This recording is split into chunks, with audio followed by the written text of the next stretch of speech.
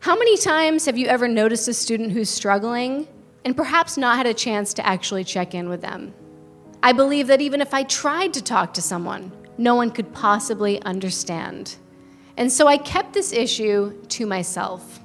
But that, of course, was incredibly damaging, because as a teenager, I didn't know how to deal with the negative emotions that came from experiencing something like abuse. And I only continued to make unhealthy choices. I remembered as I went to college really hoping that maybe I could turn this page and start a new chapter, except I still knew nothing about abuse, and I still didn't know how to ask for help. And so when I met my next partner, just like the first boyfriend, he seemed fine. I never could have predicted that he too would change. And this college boyfriend became so damaging that it actually did turn my entire life upside down. Everything that I was experiencing in high school came right back. I was anxious, I was depressed, I was stressed, and I was turning to the same unhealthy coping tools: drinking, using substances, not eating, not taking care of myself, and not doing well in school. Because again, school felt unimportant. Everything grew increasingly worse from that day on. Despite this seemingly horrible story, I never knew that I was experiencing abuse. Because to me, abuse was someone who physically beats you up. And my boyfriend didn't put his hands on me.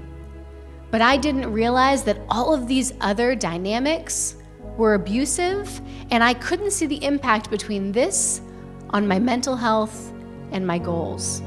However, despite a very challenging adolescence, today I'm a very proud and grateful survivor turned advocate for early detection and intervention.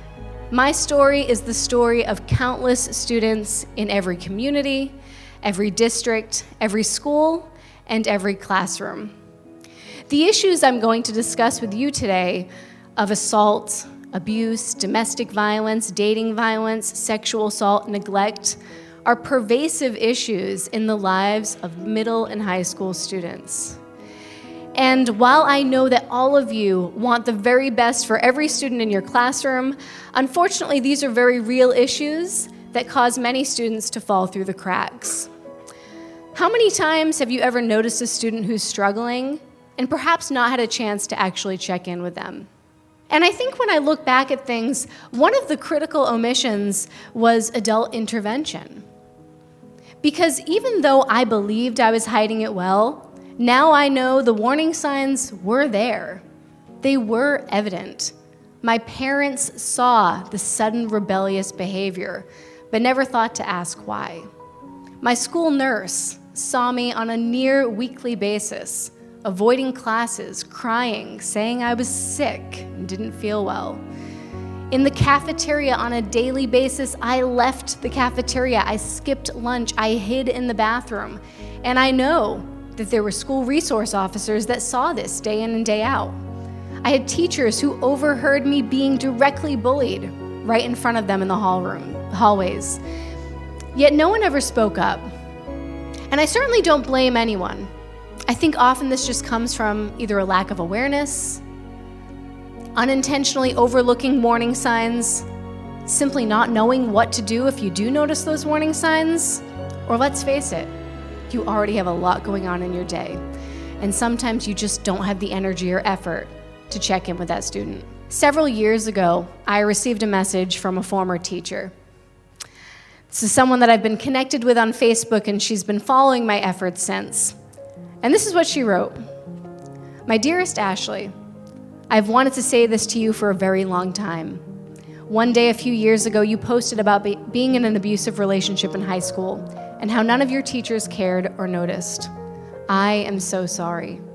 I didn't see it, and I should have. What I saw was a quiet girl who didn't seem to like me much. I should have asked you if you were okay. I would have tried to help. You have worked so hard to overcome so much. May you always find success and happiness. If you ever need me, I will be here for you."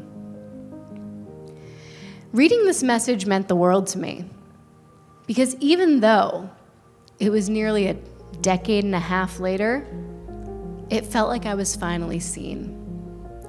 I remember reading this message and just crying.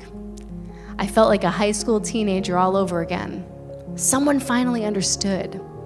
Someone finally saw me, understood me, and valued me, wanted to know that I would do well.